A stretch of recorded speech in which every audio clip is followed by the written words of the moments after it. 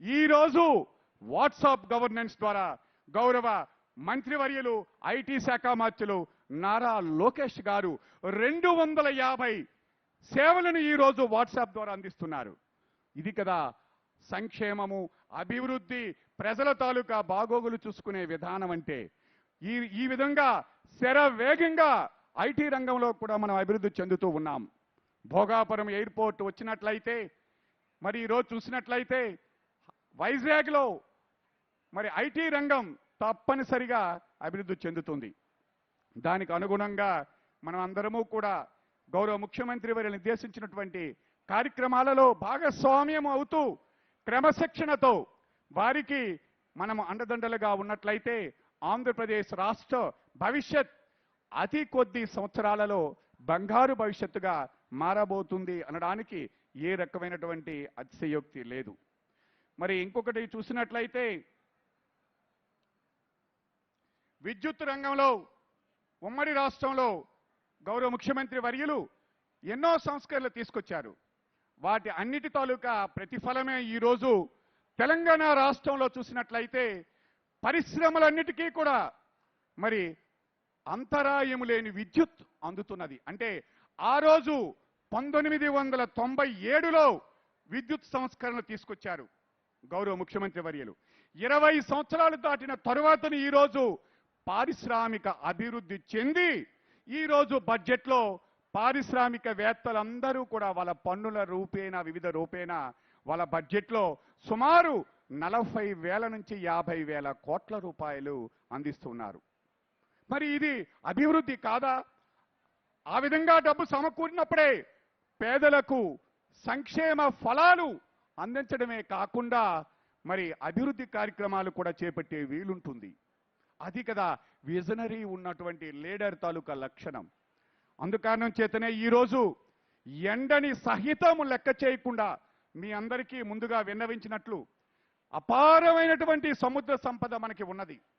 దానిపైన లక్షలాది మంది మత్స్యకారులు బతుకుతూ ఉన్నారు. వారికి సాంప్రదాయమైనటువంటి పాత పద్ధతులలో మరబోటులలో వాళ్ళు వేటకు వెళ్తూ ఉంటారు. వారందరికీ కూడా అధునాతనమైనటువంటి మరబోటులు, ఇంజిన్తో కూడినటువంటి బోటులు మరి వాళ్ళకి అందజేసినట్లయితే మరింతగా రక్షణగా భద్రతగా వేటకు వెళ్ళి అధిక చేపలతో తిరిగి వచ్చినట్లయితే అధిక ఆదాయం చేకూరే అవకాశం ఉన్నది. తద్వారా ఈ ప్రాంతంలో మత్స్యకార పరిశ్రమలు కూడా పెట్టే అవకాశం ఉండవచ్చు అనే దానికి ఇప్పుడు సుమారు 1.5-2 గంటల నుండి వాళ్ళతో చర్చించి తెలుసుకుంటూ ఉన్నారు. అంటే స్వయంగా ఎవరో చెప్పిన మాటలు వినకుండా తనే స్వయంగా లబ్ధిదారులతో ఆ పని చేసే వారితో మమేకమై తెలుసుకుంటూ ఉన్నారు. నేను ముందుగా విన్నవించాను, నేను చెప్పినదే జరగాలి, నేను ఆలోచించినదే ఆచరణ ఉండాలి అనే నేత కాదు. ప్రజలకి అవసరాలు ఏమిటి వాటిని గుర్తించి వారికి అందించే మనస్తత్వం. అందుకనే మీకు అదే మనకి గౌరవ ముఖ్యమంత్రి వర్యులకి అతి సమీపంలో మనం ఈరోజు కూర్చోగలిశాం. సామాన్యమైనటువంటి ప్రజలతో మమేకమవుతున్నారు.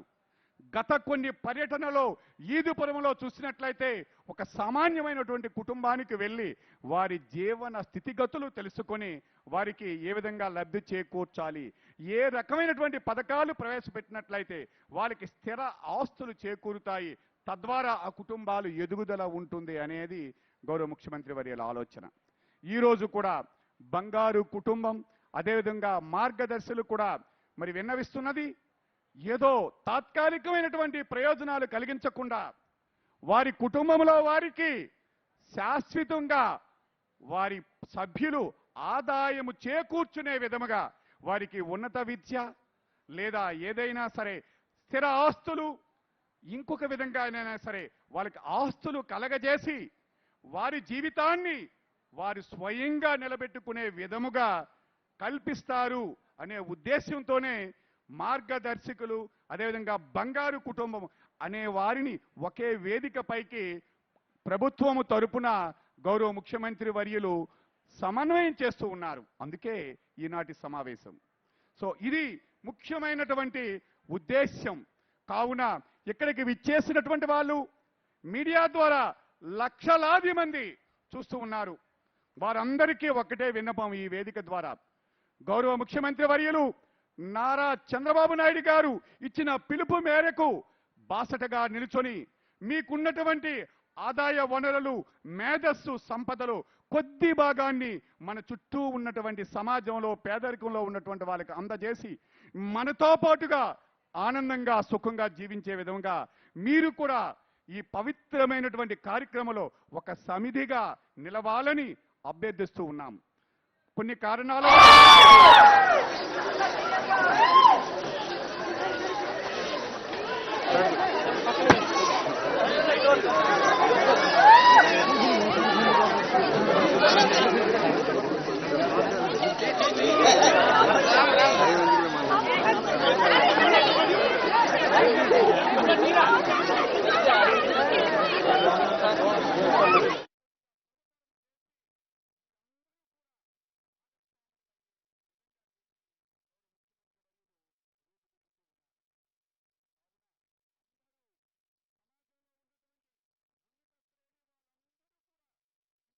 భాగస్వాములు కావాలని ఈ వేదిక ద్వారా ప్రభుత్వం తరపున అభ్యర్థిస్తూ ఉన్నాం. ఒకటి, మనం చేసే ప్రతిదీ కూడా మనం చేసే మంచి కర్మలు ఆచరించినట్లయితే మనం ప్రతిఫలాన్ని ఆశించక్కర్లేదు, దానంతటా అదే వస్తూ ఉంటుంది.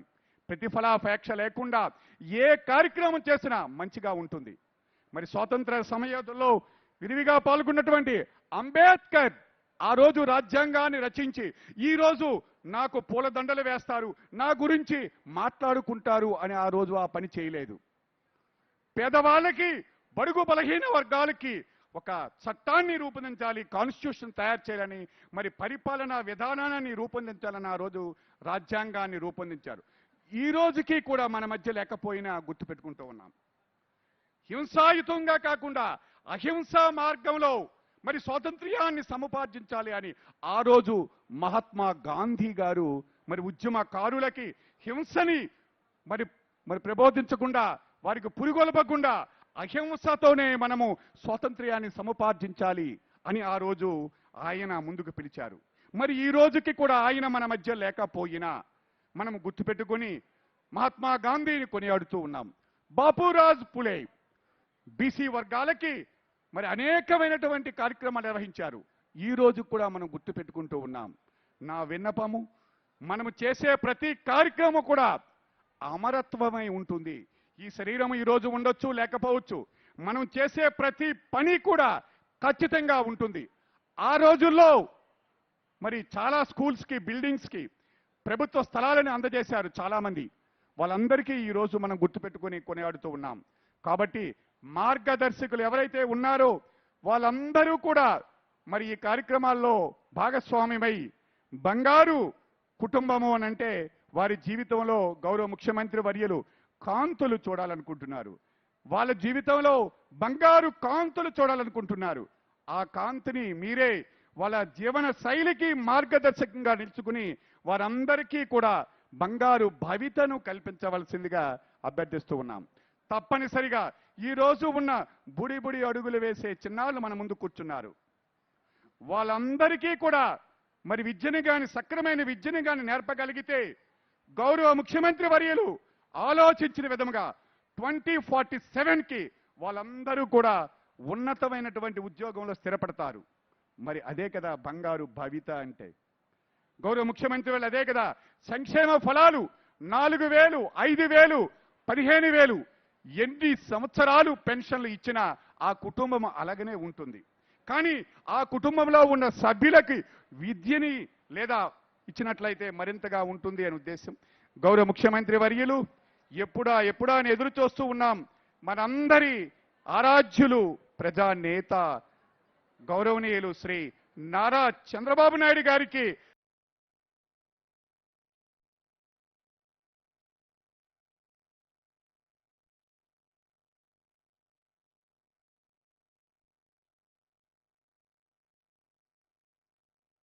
వేదికకు, ప్రజా వేదికకు మత్స్యకాల కూర్చోవాలి. అదేవిధంగా ఈనాటి కార్యక్రమానికి కిందరాపు రామ్మోహన్ నాయుడు గారు హానరబుల్ యూనియన్ మినిస్టర్ వారిని కూడా సాదరంగా ఆహ్వానం పలుకుతూ ఉన్నాం. వీధికి కూర్చోవాలి. అదే క్రమశిక్షణకి మారుపేరు శ్రీకాకుళం జిల్లా. శ్రీకాకుళం జిల్లా ఎందరో క్రమశిక్షణకి మారుపేరు. దయ ఉంచి అక్కడ ఉన్నటువంటి నిర్వాహకులు సమన్వయకర్తలు కూర్చోబెట్టండి. Please please. మరికొద్దిసేపట్లో కార్యక్రమం ప్రారంభమవుతుందమ్మా. ప్లీజ్. ఇంతవరకు చాలా చక్కగా ఉన్నారు. మీరు సహకరించండి. కూర్చోండి. చల్లని వాతావరణం, సముద్ర అలలు ప్రక్కని చక్కనైన వాతావరణంలో ఉంది. కూర్చోండి ప్లీజ్. గౌరవ ముఖ్యమంత్రి వర్యులకు మరొకసారి సవినయంగా నమస్కరిస్తూ వేదికకు ఆధారంగా ఆహ్వానం పలుకుతున్నాం.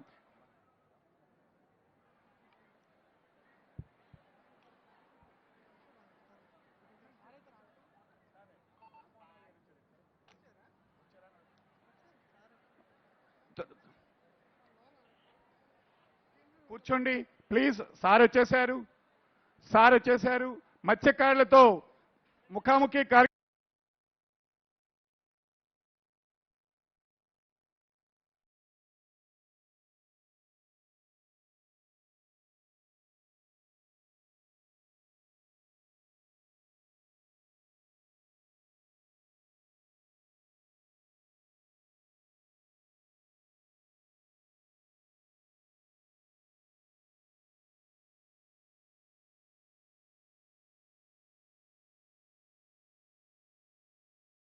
అనేది ఎప్పుడు చూసి ఉండవేమో అనిపిస్తూ ఉన్నది. గౌరవ జిల్లా కలెక్టర్ మరియు యంత్రాంగం అహర్నిశలు కష్టపడి గత 4 రోజులు కూడా కష్టపడి ఈ వేదికను చక్కగా తీర్చిదిద్దారు. ఎంతో క్రమశిక్షణతో మీరు ఈ కార్యక్రమాన్ని ముగించవలసినటువంటి ఆవశ్యకత ఉన్నది. మీరందరూ దయించి కూర్చోండి. చక్కగా కుర్చీలు ఏర్పాటు చేశారు. ఈ కార్యక్రమానికి మరి రాష్ట్ర స్థాయి ఉన్నత శ్రేణి అధికారులందరూ కూడా విచ్చేశారు. వారికి కూడా పేరున నమస్కరిస్తూ మరి స్వాగతం పలుకుతూ ఉన్నాం. మరి మీడియా మిత్రులందరికీ కూడా ఇంకొకసారి విన్నవిస్తూ ఉన్నాము. నిబంధనల ప్రకారం మీరు ఏ విధంగా మీకు చెప్పినటువంటి ప్రకారమే మీరు ఫాలో అవ్వాలి. దయించి మీరు మిత్రులందరికీ కూడా మీడియా మిత్రులకు విన్నవిస్తూ ఉన్నాం. మరికొద్ది సేపట్లో చాలా మంచి కార్యక్రమం. శ్రీకాకుళం జిల్లా ఎచ్చెర్ల నియోజకవర్గం, ఎచ్చెర్ల మండలం, బుడగట్లపాలెం ఈ మత్స్యకారుల సేవలో అనే కార్యక్రమానికి మరి వేదికగా నిల్చుంటూ ఉన్నది. మనం అందరం కూడా ఎంతో ఆనందించాలి. ఈ వేదిక ద్వారా లక్షలాది మరి మత్స్యకారులకు ప్రయోజనం చేకూరే మరి ఆ లబ్ధిని ఈ వేదిక ద్వారా అందిస్తున్నారు గౌరవ ముఖ్యమంత్రి వాళ్ళు. దానికి మీ అందరూ కూడా సహకరించాలి. మీకు కావలసినవన్నీ కూడా అందజేయడం జరిగినది కాబట్టి మీరందరూ కూడా కూర్చోవలసిందిగా మీ అందరికీ కూడా అభ్యర్థిస్తూ ఉన్నాం.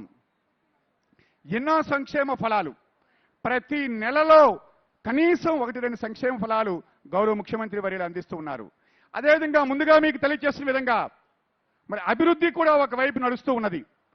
పారిశ్రామిక వాడల అభివృద్ధికి శ్రీకాకుళం జిల్లాలో ప్రతి ఒక్క అసెంబ్లీ కాన్స్టిట్యున్సీలో ఒక పారిశ్రామిక వాడ నెలకొల్పాలనే ఉద్దేశంతో ఈరోజు మరి రెవెన్యూ డిపార్ట్మెంట్ వాళ్ళందరితో సహకారంతో 5,800 ఎకరాలని వారికి పారిశ్రామిక వాడలకి కేటాయించడం జరిగినది. అతి కొద్ది రోజుల్లో చిన్న పెద్ద పరిశ్రమలు ప్రతి నియోజకవర్గంలో వస్తాయి. ఈ పర్యటన యొక్క ముఖ్య ఉద్దేశం ముఖ్యమంత్రి వర్యులు ప్రతిసారి తెలియజేస్తూ ఉంటారు. ఎక్కడికో వెళ్ళి ఏదో చేసే కంటే మనం నివసిస్తున్నటువంటి ప్రాంతంలో లభ్యమవుతున్నటువంటి సహజ వనరులను ఉపయోగించుకొని పరిశ్రమను స్థాపించి అక్కడే ఉపాధి పొందాలి. మరి వాటికి ప్రభుత్వం తరపున ఏ రకమైనటువంటి సహాయాన్ని అందించాలని సమున్నత లక్ష్యంతో ఈ పర్యటనలు చేస్తూ ఉన్నారు. అందుకనే మరి ఎవరు నివసిస్తున్నటువంటి ఆ ప్రదేశాలలోనే పరిశ్రమలు స్థాపించి ఉపాధి కల్పించాలి. మనకి దగ్గరలోనే మరి ఐటీ రంగాన్ని కూడా విశాఖపట్నంలో మరి నిర్వహించుకోబోతున్నారు. లక్షలాది మరి స్క్వేర్ మీటర్స్లో అద్భుతమైన భవనాన్ని నిర్మించి ఐటీ రంగాన్ని కూడా ఈరోజు హైదరాబాద్కి మించినటువంటి ఒక సిటీని, ఒక సైబర్ సిటీని కూడా తయారు చేయబోతున్నారు మరి భీమిలి, ఋషికొండ ఏరియాస్లో. అతి కొద్ది రోజుల్లో మనం అన్నీ కూడా చూడబోతూ ఉన్నాం. మరి అలాంటి విజనరీ ఉన్న నేత, మన అందరి కోసం అహర్నిశలు శ్రమిస్తున్నటువంటి నేతకి మరి ఎంతో క్రమశిక్షణతో మరి కూర్చొని గౌరవ ముఖ్యమంత్రి వర్యులు స్వయంగా నిర్వహిస్తారు కార్యక్రమాలన్నీ కూడా. మనం అందరము కూడా క్రమశిక్షణతో వినాలి. మరి వారికి మరిన్ని పథకాలు అమలు చేసే విధంగా, మరిన్ని అభివృద్ధి కార్యక్రమాలు చేసే విధంగా, మనకు ఆనందం కలిగించే విధంగా మనం మెసులుకోవాలి. అప్పుడే మనకి ఇంకా కార్యక్రమాలు ఎన్నో రూపుదిద్దుకోబోతూ ఉంటాయి. మరి సంక్షేమము, అభివృద్ధి ఈ విధంగా ముందుకు వెళ్తున్నటువంటి ఈ 10 నెలల కాలంలోనే మరి తరువాత చేసే కార్యక్రమాలు, మరి తరువాత చేయబోయే కార్యక్రమాలన్నింటినీ కూడా గౌరవ ముఖ్యమంత్రి వర్యులు మనకి తెలియచేస్తారు. వాటినన్నింటినీ కూడా మనం సావధానంగా వినవలసినటువంటి ఆవశ్యకత మనందరిపైన ఉన్నది.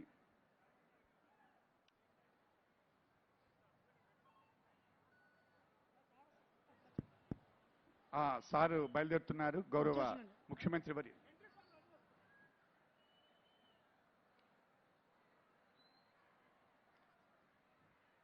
కూర్చోవాలి. ఎవరు కూడా గట్టిగా మాట్లాడొద్దమ్మా, ప్లీజ్ కూర్చోండి. సారు అందరికీ కూడా కనిపిస్తారు.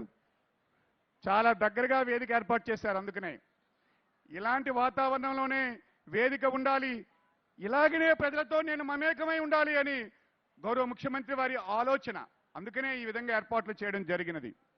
ప్రజలకి దగ్గరగా ఉండాలి, ప్రజల యోగక్షేమాలు తెలుసుకోవాలి, ప్రజలతో మమేకమయ్యాలి, నిత్యము నేను ప్రజలలో ఉండాలి అని గౌరవ ముఖ్యమంత్రి వర్యుల తపన. అందుకనే చాలా దగ్గరలో మీ అందరికీ కూడా ఏర్పాటు చేయడం జరిగినది. అందుకు మీరు సహకరించవలసిందిగా కోరుతూ ఉన్నాం. ఈ ప్రజా వేదిక చూసారా ఎంత అద్భుతమైనటువంటి నామకరణ చేశారు. ఈనాటి